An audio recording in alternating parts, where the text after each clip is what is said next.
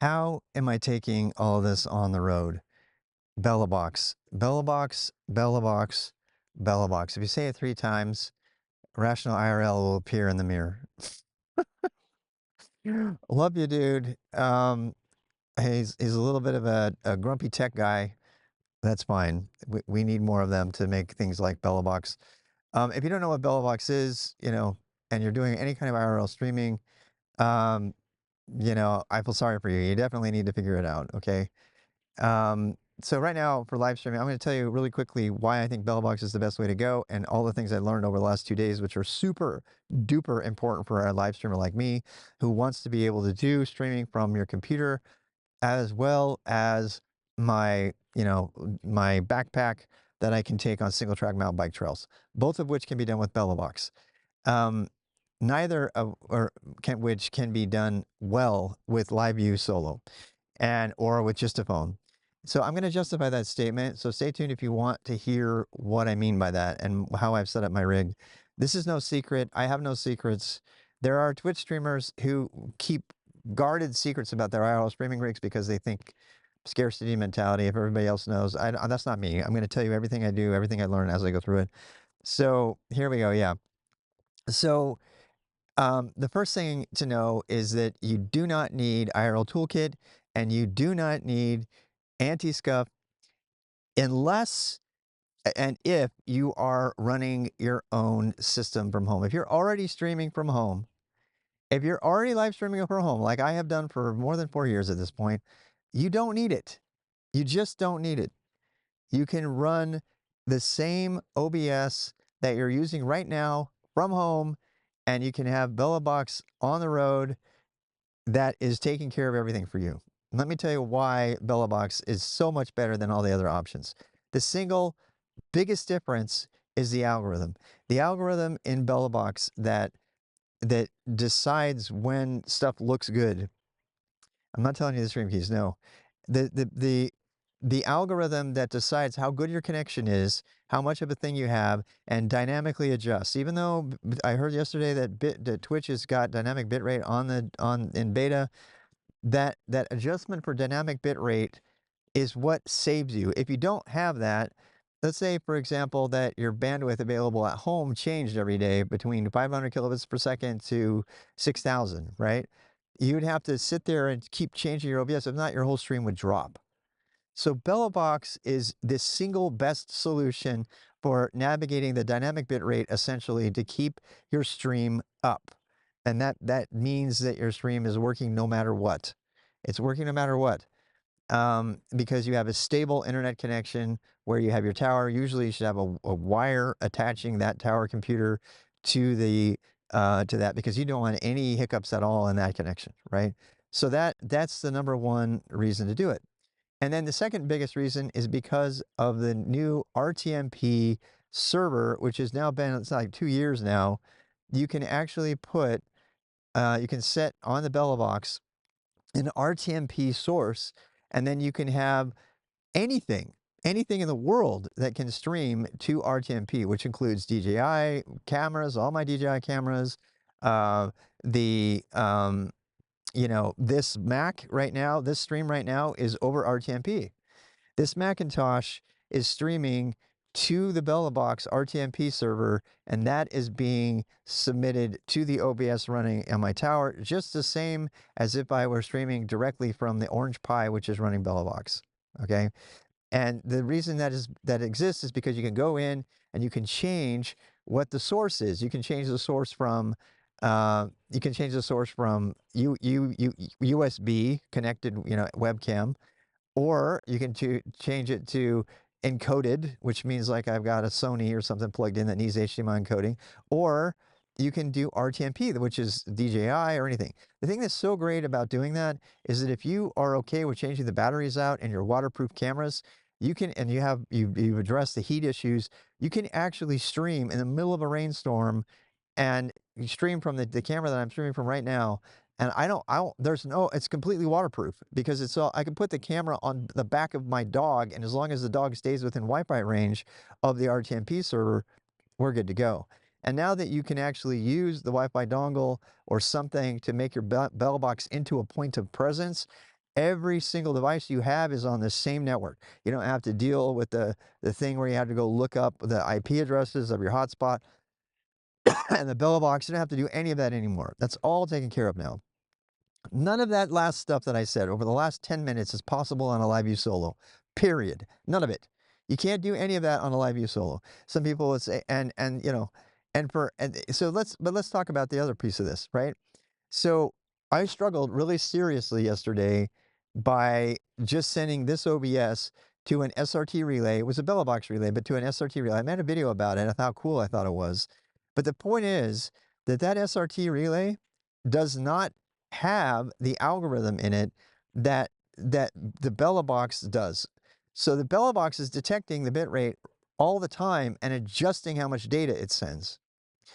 If I just stream from my Mac OBS straight to the SRT relay, instead of through the RTMP point on the Belabox itself, I lose the dynamic bitrate negotiation.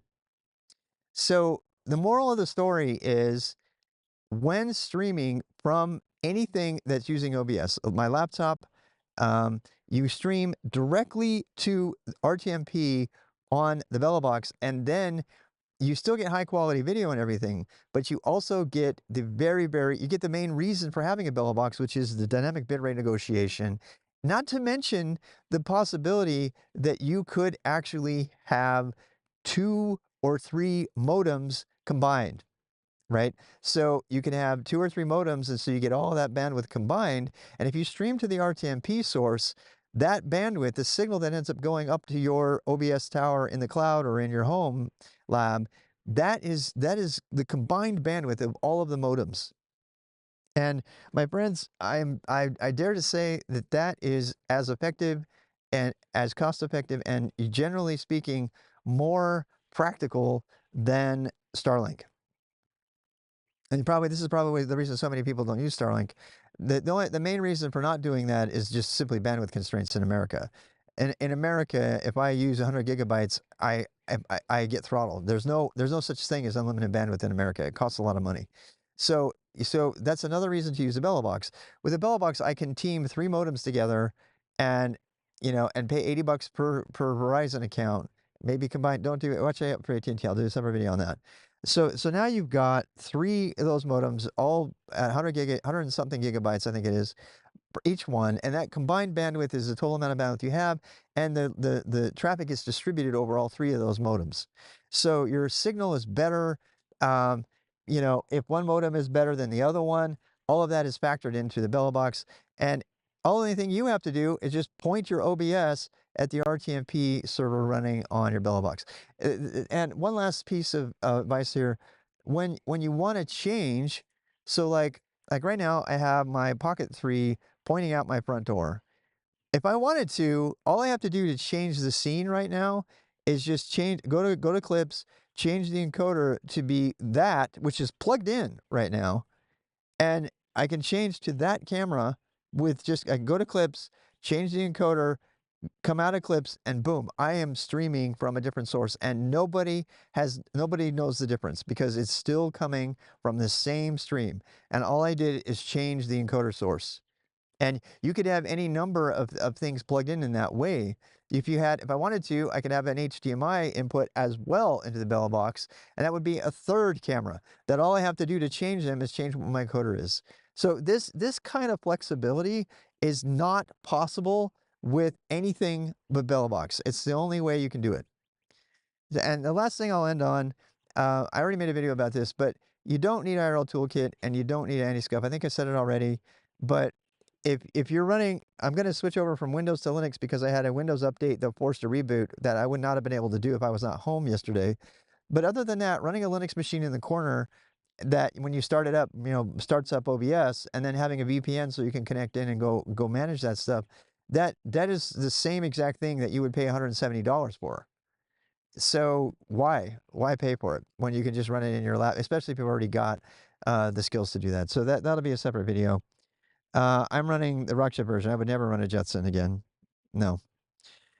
Yeah, the Jetson is no good. There's a question on this chat about whether to run a Jetson versus the Rockchip versions. The Rockchips are the standard ones now.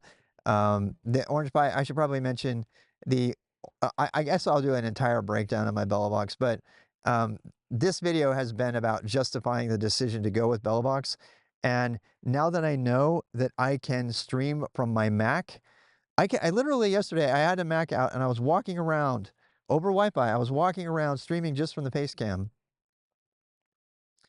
I could be in my tent, and I could still stream to the Belabox. If I wanted to boost the antenna signal, I could. I don't doesn't need it. So that is phenomenally awesome because that is you get all the best parts of dynamic bit rate and bonded modems with also the flexibility of being able to walk all the way around all around. So and I've got like 12 hours, 12 or 18 hours of battery on this particular computer.